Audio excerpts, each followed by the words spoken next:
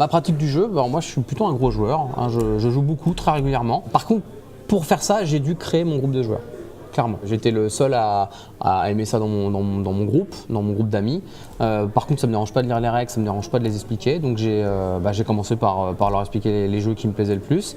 J'ai essayé aussi d'adapter suivant mes groupes d'amis à quoi jouer, avec qui jouer. Dans des soirées, on peut jouer à plein de jeux différents, hein, passer de Crabs, de King Domino à Sight, Terraforming Mars. Voilà. Alors, mon seul regret, c'est de ne pas jouer assez du tout au jeu de rôle, parce que là, pour le coup, ça demande vraiment plein de joueurs qui s'investissent et je suis un peu le seul. Donc j'en fais de temps en temps sur des petites parties très spécifiques, mais pas assez souvent à mon goût. Alors la BD, en fait, j'en suis venu en rencontrant mon dessinateur, celui avec qui je travaille le plus en ce moment encore aujourd'hui, Ronan Toulouat, qui est donc le dessinateur du Roi des Ribauds. Quand à l'époque, j'avais envie d'écrire déjà de base, donc j'écrivais des bouts de romans, des bouts de nouvelles, je finissais jamais rien.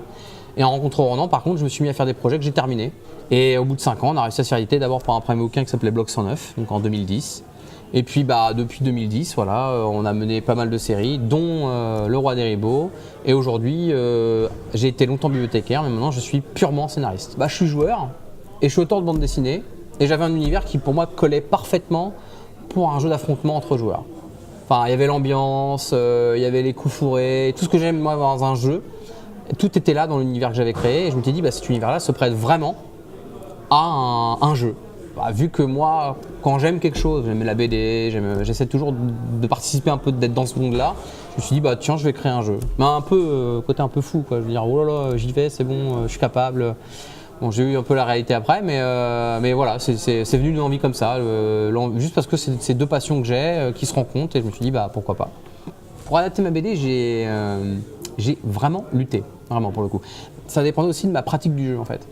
Au début, clairement, c'est la version du Roi des Ribauds correspondait au jeu auquel je jouais à ce moment-là précis.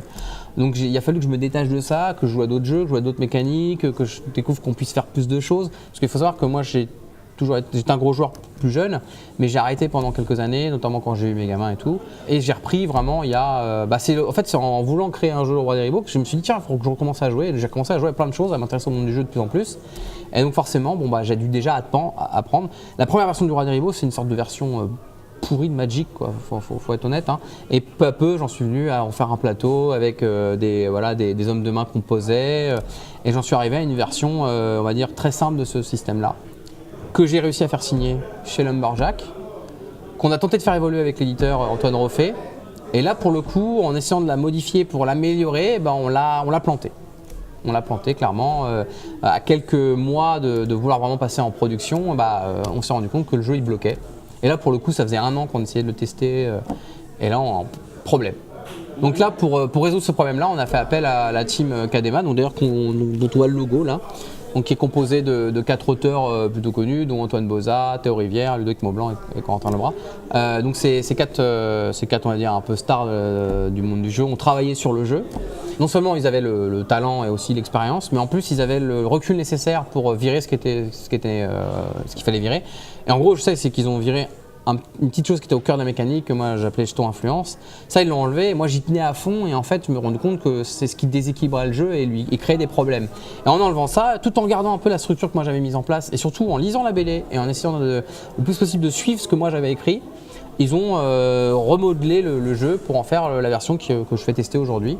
Et là où moi je suis vraiment ravi, c'est qu'ils ont vraiment gardé à la lettre l'esprit que je voulais mettre dans le jeu. Par contre, ils m'ont fait comprendre que pour devenir auteur de jeu, moi j'ai encore du boulot, quoi. Alors je vais tester la prototype à la boîte à chimère parce que je connais quelqu'un de la boîte à chimère en fait. Quelqu'un avec qui j'ai beaucoup parlé à Cannes pendant les offs.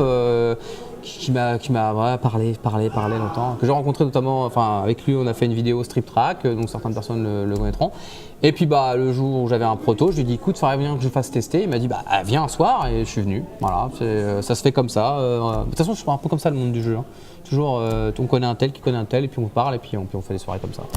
Voilà, donc c'était un plaisir de le faire tester avec des joueurs qui quand même ont l'habitude de jouer à pas mal de jeux, qui je pourrais avoir un retour un peu plus construit que notamment dans mon groupe de joueurs à moi, où ils ont plutôt des expériences que moi je leur ai construites, ou d'autres